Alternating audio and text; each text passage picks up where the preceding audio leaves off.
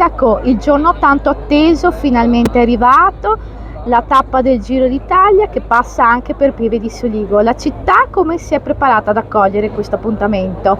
Intanto con una giornata di sole, buona domenica a tutti, direi che ci sono le condizioni migliori per godersi questo grandissimo spettacolo sportivo e accogliere al meglio i ciclisti del Giro d'Italia. Ringrazio tutte le associazioni, tutti i cittadini che hanno resa ancora più bella Pieve di Soligo con gli allestimenti del ponte, con gli allestimenti lungo le vie, quindi un ringraziamento alla Proloco, a tutti i volontari della Proloco, all'Università degli Adulti, ai commercianti che poi hanno allestito una festa per onorare, con la tradizione dello spiedo che qui è di casa Pieve di Soligo, per onorare appunto il Giro d'Italia. Vediamo una città vestita di rosa.